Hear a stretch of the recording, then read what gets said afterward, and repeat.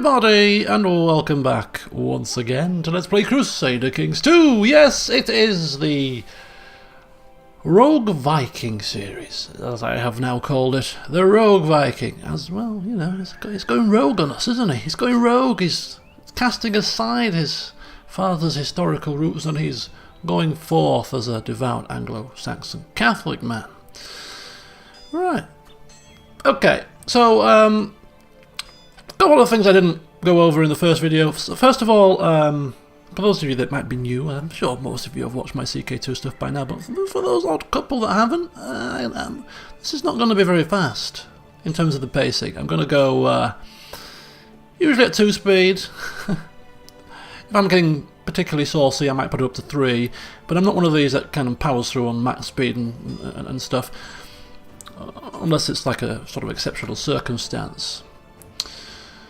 And the reason for that is I'm more so than ever, particularly in this playthrough, is I'm going to get right down to the granular level. The beauty of this game for me is the stories that come out of it, and the stories are linked to the characters. This game is all about the characters. It's about characters not just that you control, but the characters that are out there that you can interact with, and stories develop because of those characters. So we're going to be really honing in on this playthrough on the characters in and around us and the big movers and shakers within the realm, so that we get a sense of what's going on and, you know, those that need to be on Johann's hit list, because he's going to have a little bit of a sort of religious hit list going on people who are in power that don't deserve to be in power because of their religious views, and see what we can do about it going forward.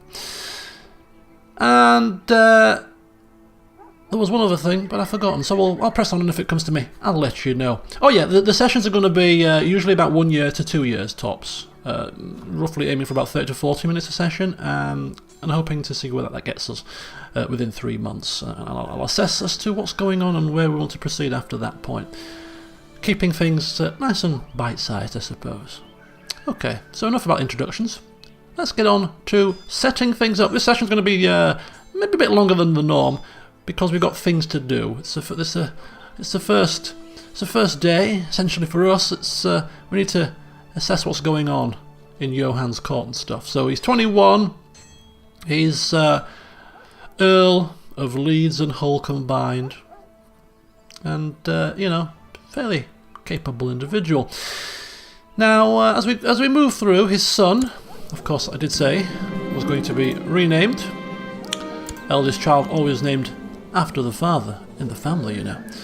And he's pretty nondescript right now, and I know it's a bit early, but we're going to do it just in case we forget. We're going to, of course, have him study faith. No brainer, right?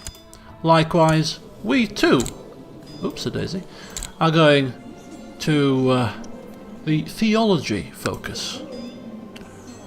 He leads a religious life of contemplation, prayer and meditation. Of course he does. Is there any question that he would do anything else? And then in terms of ambition, he, you know, as a good Catholic, he's setting his life ambition to raise his son the right way. Therefore, grooming an heir, quite appropriate at this moment in time. So that's some of the minor details sorted. We spread our wings a little bit further afield, and we start to look at our vassals to start with, shall we?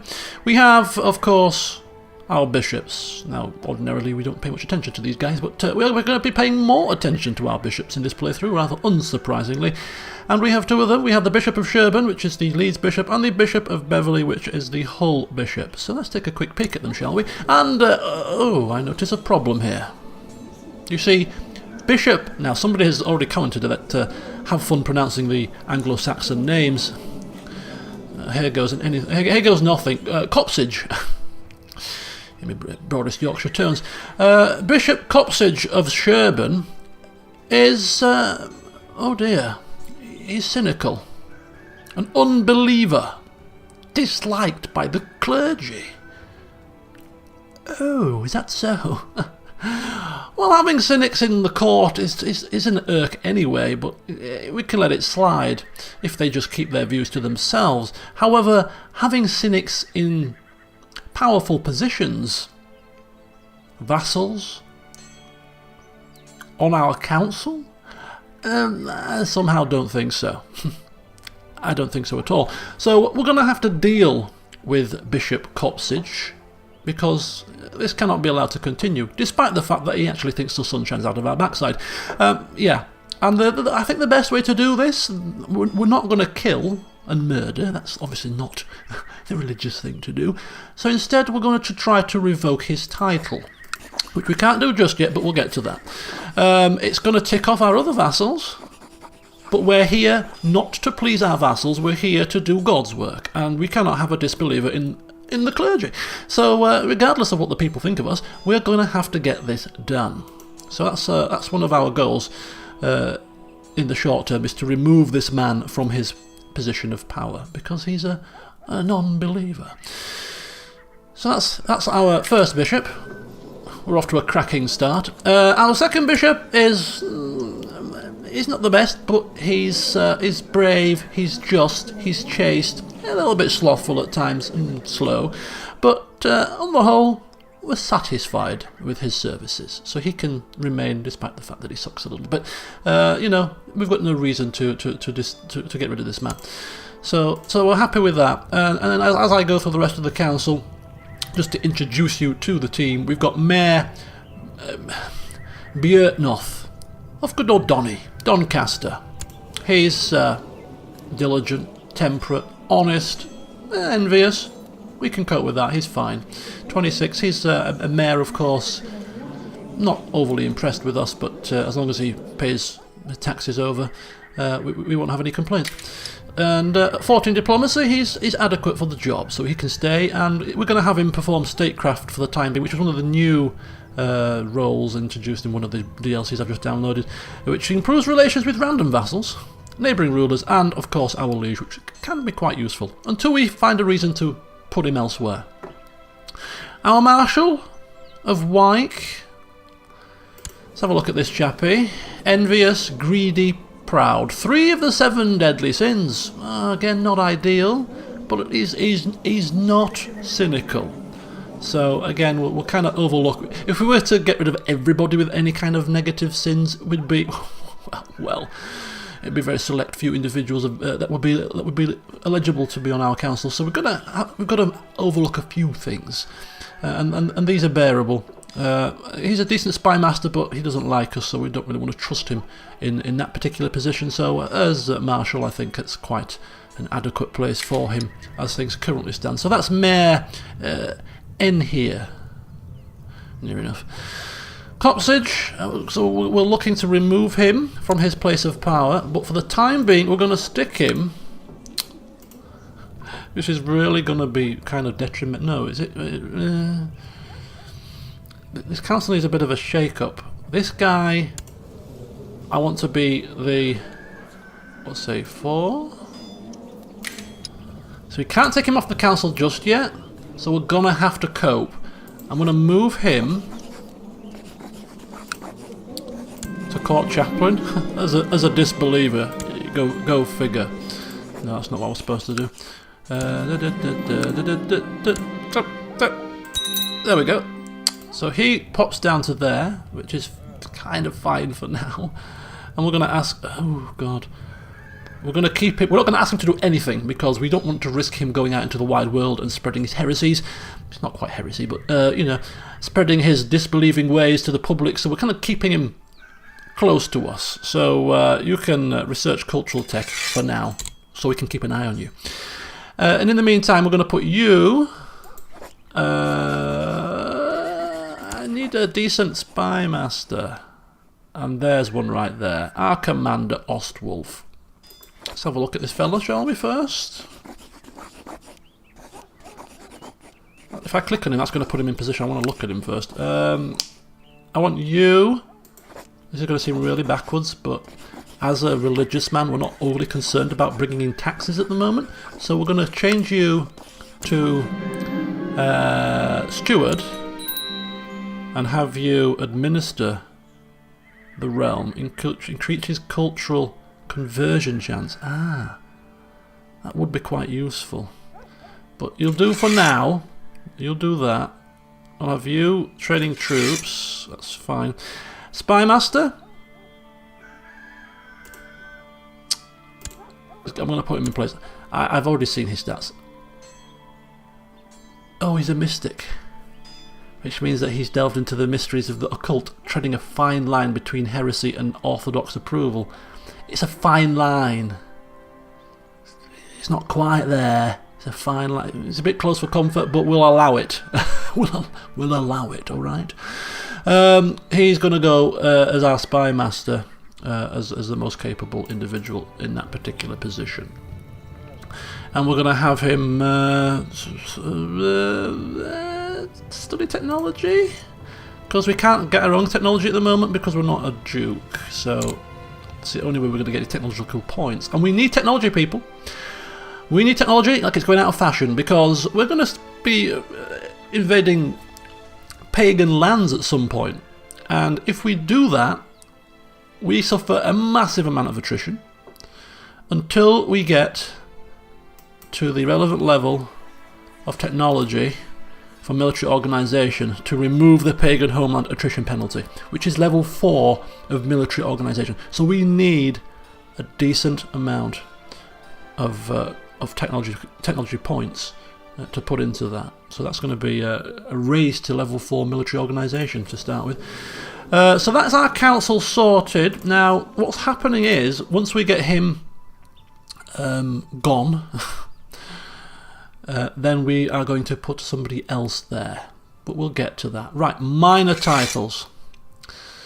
Designated regent, we're going to wait for a second. Court physician, we'll get one when we get to the next screen or two. Commanders, now he's our commander and spy master at the moment, which is fine. Now this chappie, Swithrud, he is kind of he's an impaler.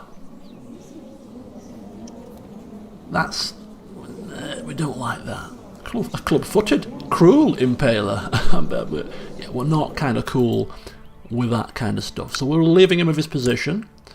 I mean, and we're asking him to leave court pretty swiftly, because we don't want that happening around here. Thank you. So he's now quickly gone, and now I'm going to look to my own court, because there's a couple of people of note in here that I want to bring to your attention. First of all, right at the very bottom, we have, God help us, a pagan in our ranks. So again, he's going to be booted out the door very, very swiftly, as if he stumbled in there by mistake, because obviously it was.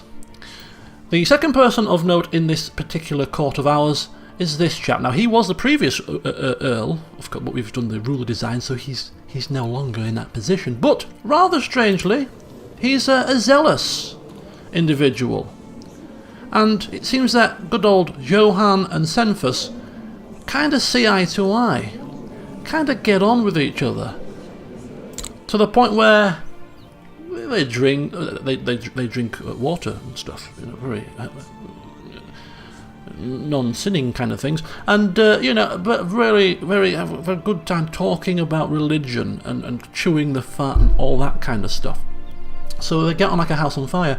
And he's got a relatively decent amount of martials, so he has been appointed commander for being a devout Christian. Could be the leader of our holy guard at some point in the future. And also, there you go. And also, because we are kind of getting on like a house on fire, they've been friends for a little while now, and hopefully their relationship will blossom going forward. We're also going to ask him to be our cupbearer as well, as a man that we can trust to do the right thing. There he is, good old Senfus. And we'll get to some of the other stuff a little bit later. So there you go. There's a lengthy rundown on our council as to what's going on. We'll move on to the next screen. Okay. That's the Liege's council. Of course, we're not on the King's council at the moment. We'll get to the Liege and the Dukes of the land in a little moment or two. What's next? Laws, of course. Right, we're Gavelkind at the moment. We're going to work towards that eventually to get it to primogeniture if we can. The realm laws. It's primogeniture for England. We need to be able to revoke titles, because we need to revoke that rather unfortunate bishop's title. We need to revoke that, so we need to be allowed to do that. And it's rather ironic that the man who's going to be removed from his position is the one that's actually supporting this title revocation law. We need one more, though. We need one more. So, you know, another bishop, the slow one, could be easily swayed to vote in our favour. Plus, of course, we've honoured him with a position on our council and all that kind of jazz. Asking for his council support, he gives it willingly. He doesn't know what he's talking about, doesn't know what we're asking. He just kind of nods in his blank stare manner, and that gives us the required voting power that we need, because when we vote, he will vote the same way that we do, you see. So now we can actually, we better wait until he accepts the favour, then we cast the vote, and we should be able to then revoke titles. And it's goodbye, Mr. Copsage. Right, so that's that screen sorted. Military. We're looking fine. Once we get our full strength, we're not looking too shabby. Intrigues. Court physician would be nice.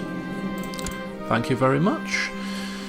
And that'll do for now. We can actually go on a pilgrimage at some point in our lives. We will be doing that, but we're just going to get things set up first. You know, there's a few things that we need to sort out before we start taking ourselves off on a holy pilgrimage.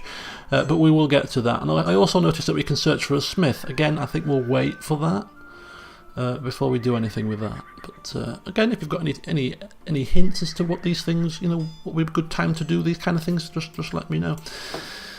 Factions and religion. That's rather handy. We can appoint successors. It's free investiture within England.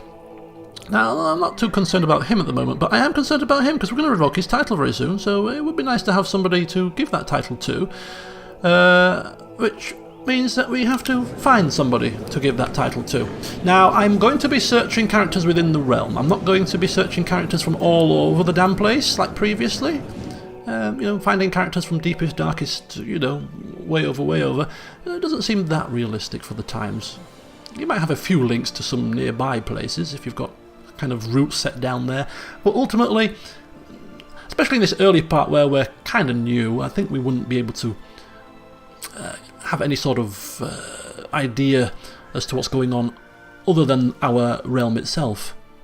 So we're going to stick to realm and look for a suitable replacement for Mr. Copsage, and it just so happens that way down south in a little place called Somerset, there's a kind, honest, just, mastermind theologian of a man. Now this is the kind of guy that we want as a vassal. 100%. A fine Catholic. So, yeah, I'm just going to take a little bit of money to convince the man to come. Just call it a gift to help him on his travels. It's a long way from Somerset to Leeds. So, some travel costs, and then an invitation to court. And then he will be appointed successor, just so that when Copsage is finally given the bad news, there'll be somebody to step in rather suitably. Right, and I think... orders. Now, I don't quite know how orders work, and I haven't read up on them yet, but having looked at the ones that I've looked at,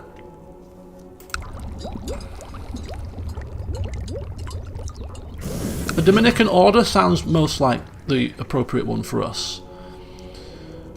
They listen to the confession of any Christian. We're dressed in black and white. Okay, that's good. They lead the Holy Inquisition, charged with the mission to identify heretics. As a lay member of their order, you are expected not to pursue material wealth, but strive to be the seeker of truth.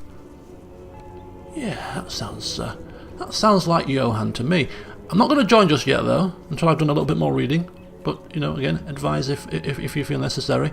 But it seems like something we should be doing sooner rather than later, to be fair. So I'll probably do it in the next session. If it is something that we should be doing as soon as possible. Okay, so I think we're kind of done. In terms of our court, our council, short-term plans for us. Oh, apologies. We're not married. It's a slight issue, isn't it? Right, we do have a son though, so it's not a rush. But again, we're just going to stick to searching the realm, and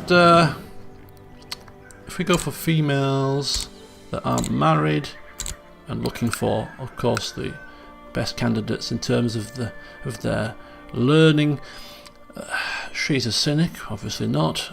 She's a child, quick, greedy, brave, stubborn, gluttonous. Oh, she's Germanic. Sorry about that. That's obviously a no-go.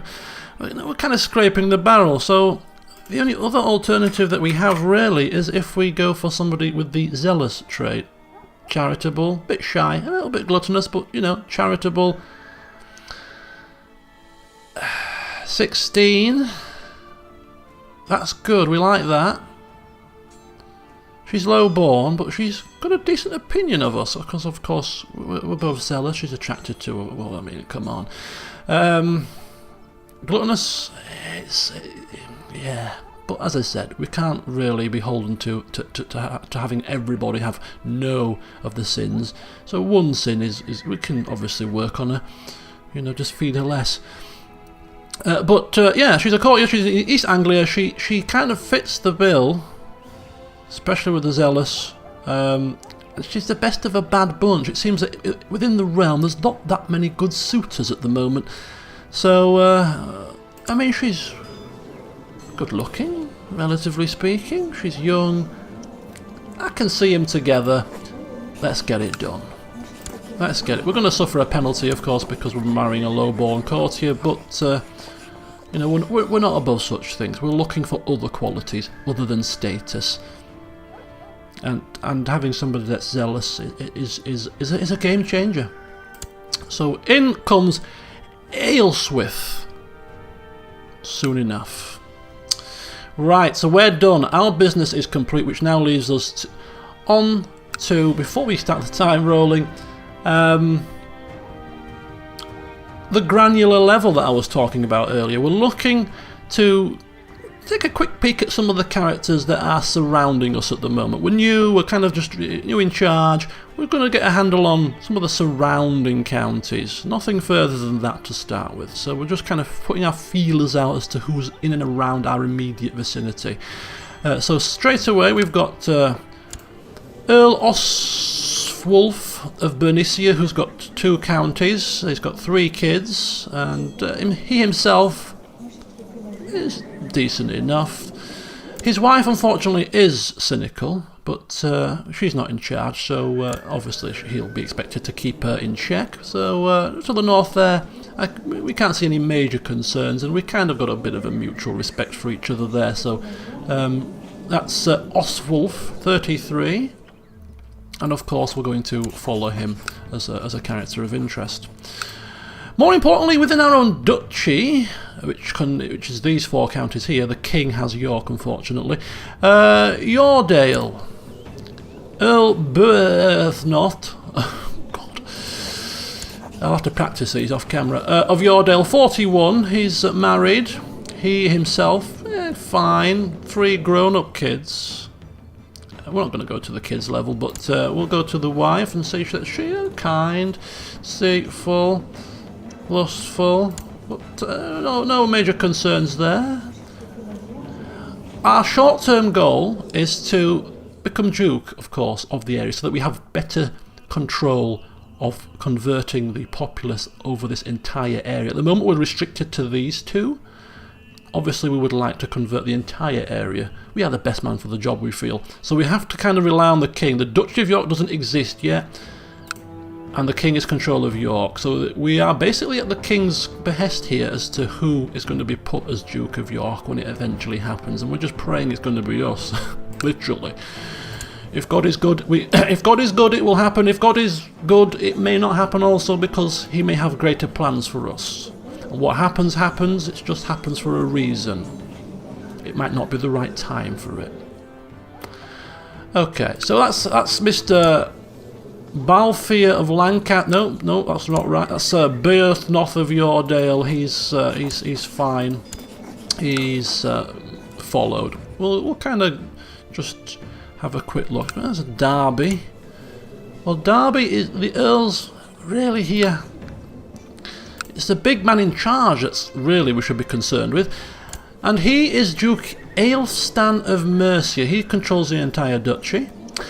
And, oh, look at that. He's a cynic. Oh dear. That's could prove problematic. Yeah, a cynic in charge of one of the most powerful duchies in the land. Well, we'll have to certainly keep an eye on that and see what we can do about such things. Looking to the south, we've got Leicester. She's the Countess of 2, but of course she is not the overall ruler of this particular area. This is the Duke Aelstan III of East Anglia, who, oh, he's also a cynic. Okay.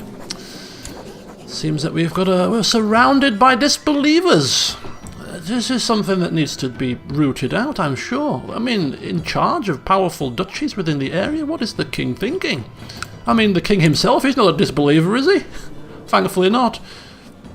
He's been crowned properly, and he's showing some good honourable traits, so follow him as well while we're at it. So, yeah, our immediate neighbours, especially down here, a bit of an issue. But up north, okay. So that's a little bit of a flavour as to who's surrounding us. Short-term plans, we'll see what happens with the Duchy of York. Right. So let's get the ball rolling. On 2-speed.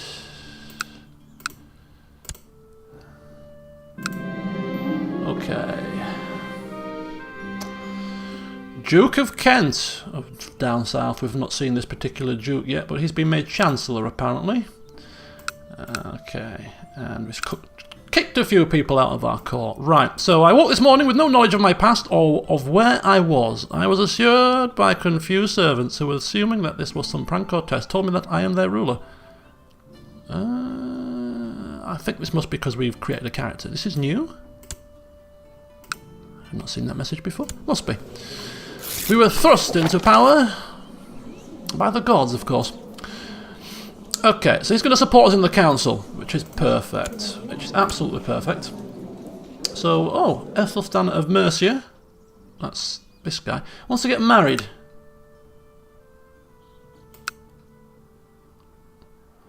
Okay.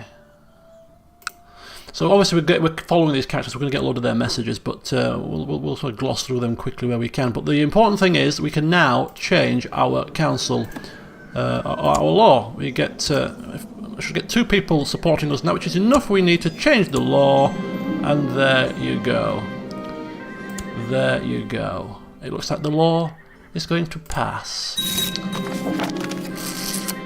And in comes his replacement, right on cue. And we're getting married.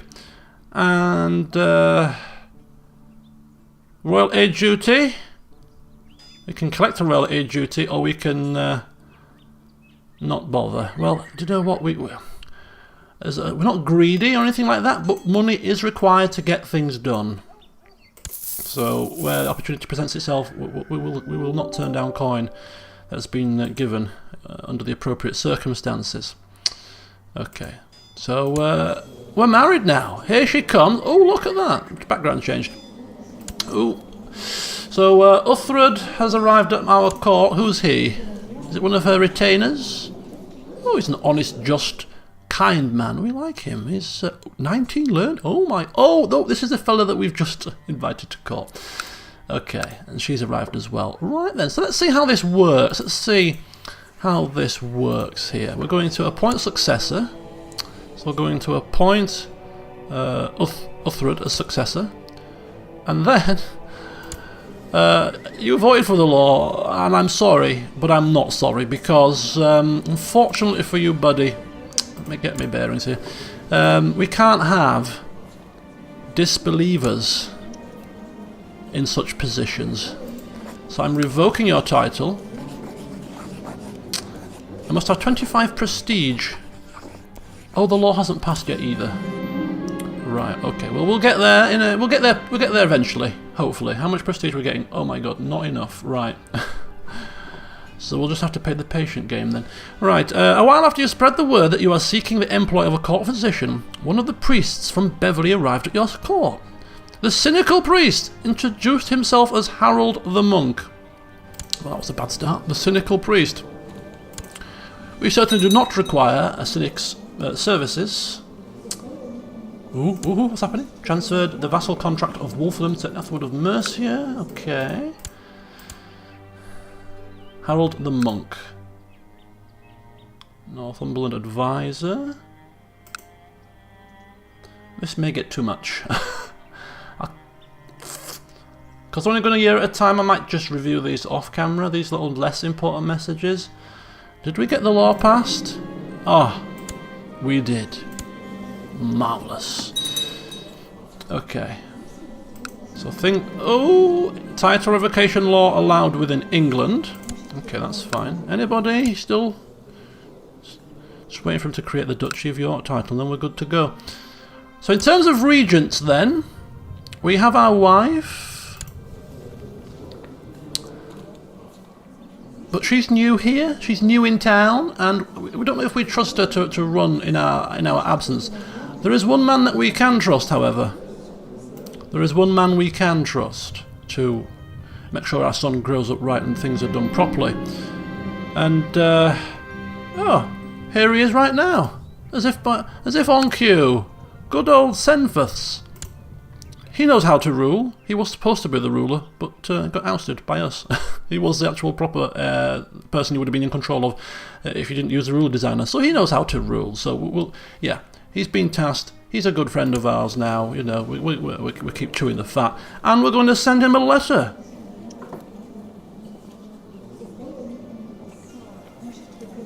So, wait a minute. Not a good idea, or short and concise letter. We're a man of learning. We can surely string a letter together to impress. Okay, friendship blossoms. Look at that. Look at that. So we've got a proper friend within our court. Our vassal, our cupbearer, our son's regent, and yeah, it's going very well. That little relationship.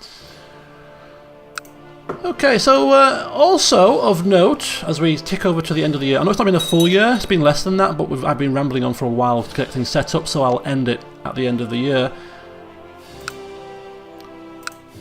There's a couple of pagan rulers in these here lands. It could be a problem as well.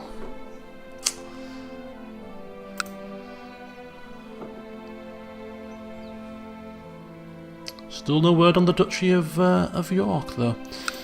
So other than getting this Duchy title situation sorted, keeping an eye on that, we don't have any plans at the moment. We're going to be fluid. We're going to go with the flow. We're going to see what happens. And we're going to react to what crops up. For the time being, Earl Johann is quite content in ensuring that he employs the best people in the best positions to do the job of converting these people round to Catholic ways and to the Anglo-Saxon culture, which will obviously just take time, but we have time at the moment. We're young and eager to at least do this part, and as when things develop, we'll go with the flow and react accordingly. But as I've just pointed out, there are some little issues that you might want to advise as to how I might want to go about dealing with them. A cynical duke times 2. Powerful dukes. Maybe a little bit too weak to deal with them, but there may be other methods available. And a couple of pagans right on our doorstep almost, in the north of the land. Interesting. So yeah, I'm going to include the game save in the description so that should you wish to load it up in your own games and have a play around to offer your advice, then you can do so. But we'll draw close to the session here. I'll read these messages off camera and update you at the start of the next session if any of these messages are bearing any sort of importance for our character. So until next time. See you soon.